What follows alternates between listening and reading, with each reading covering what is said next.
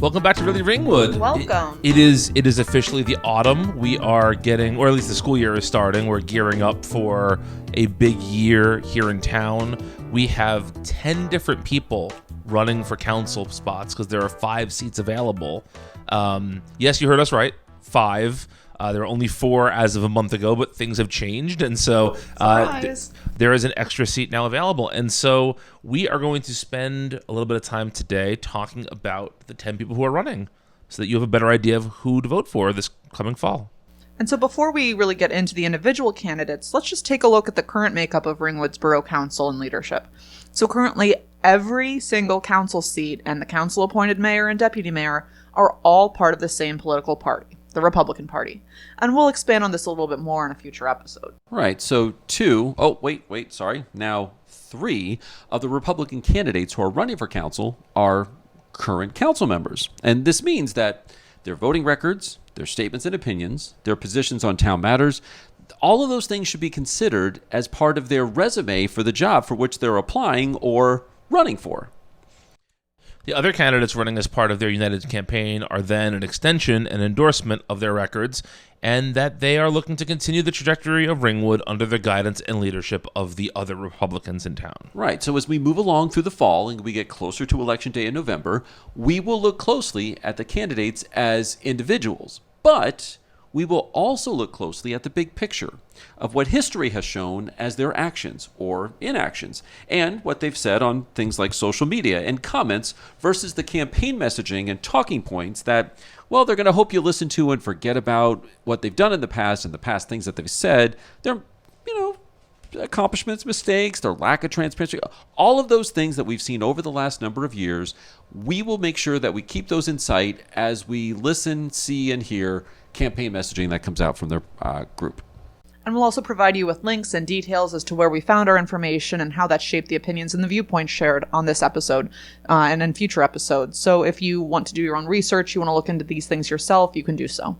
Right, you think, oh, wait, there's no way that that's true, or, wow, did they really say that?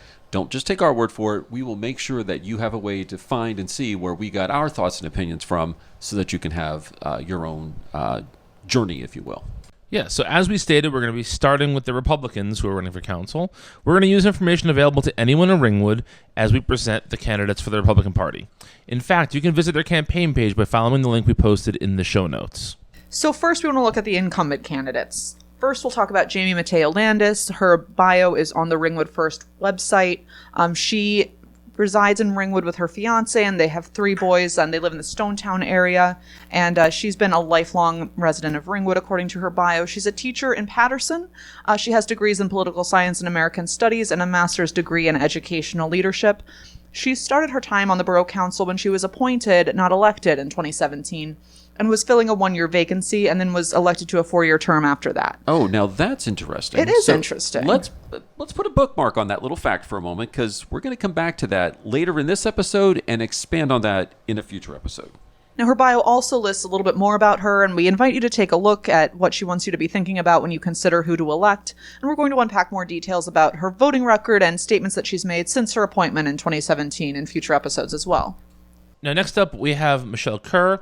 Again, in full transparency, we're looking at both the previously detailed campaign page from when she ran last year, as well as the page for this year's campaign.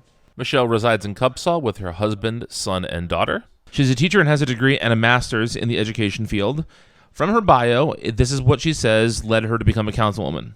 In January of 2022, Michelle was sworn in as a councilwoman after being unanimously selected by the Borough Council to fill a 1-year term. She was then elected to serve a 1-year term throughout 2023. Whoa, wait. Okay, hold on a second. This sounds eerily familiar. Did you copy and paste that from... No, this is a second council person who was appointed rather than elected to get on the council in the first place. Oh, I see. Anybody else see a pattern here? We'll come back to that in the future. Okay, so let's. We'll come back to that. Got it. Sorry, continue. I interrupted. No, that's all I have to say about Councilwoman Kerr. Awesome. So we got one more out there, and that is Paul Rubacki. Now, again, here's a link to Paul Rubacki's information found on the ringwoodfirst.org website. He's a longtime resident of Ringwood. He's married. He's raised 2 kids in our town.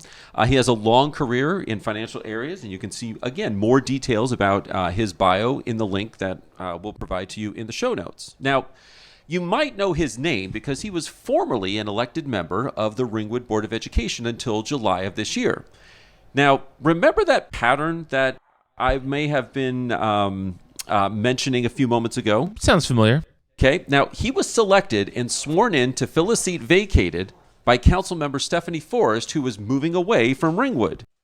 He was selected and sworn in on the same night that it was made public that Councilwoman Forrest submitted her resignation. 3 incumbents all started their time in council by filling someone else's vacated post. That is an interesting pattern that we are going to expand upon in a future episode because it is important. Now, there's also 2 other candidates running on the Republican ticket, and they're new to this. So the first one is Ivon Eckles, and again, we're getting her bio from the Ringwood First website. She lives here in Ringwood in the Skyline Lakes area with her husband and their daughter. She's an educator. She's an assistant principal with a degree in education and also in communication. She's an active volunteer in Ringwood, and again, you can look at her bio to learn more about her. And last but not least is Zoltan Karali. Again, we are getting all of his information from the Ringwood First website. We want to be transparent about where this is coming from. He has lived in Ringwood for 8 years with his wife near Fieldstone. He works in IT and has a degree and master's in computer science. Zoltan has served with the Ringwood Regular Republican Club and is active and is a part of the founding of Emergence Church here in Ringwood. And there's more in our show notes for all of that. I think it is worth noting that on both sides of the ticket, we have a president or past president of each party's club here in Ringwood running for office. And I think that's a very good thing, actually. It shows that, they are hopefully in tune with what the people in town want from Republicans and from Democrats. And it shows that they are listening to the people who are their constituents. Exactly. And it's important because these are going to be the folks that on the ticket are ensuring that, again, what we're hearing about in town, what they're hearing about in town, what's important to Ringwood is going to be the business of what happens in Ringwood once they are, in fact, elected. So that takes care of the Republican side. We'll be back next time to talk about the folks that are running on the Democratic ticket. Right. So it's fall, y'all. I mean, this is kind of the big season about what's going on in Ringwood. I mean, when we're all at the football games, when we're all at hockey games, when we're all just kind of out there, these are the kind of things that you'll be talking about amongst yourselves. And again, it's our job to give you something to think about and talk about. But remember, we're not reporters. We're simply using this time to openly discuss what's happening in Ringwood. And we're always going to provide you with the links and the details to where you can find where we got our information so that as it shaped our opinions and our viewpoints as expressed in this episode, it may shape your opinions and your viewpoints.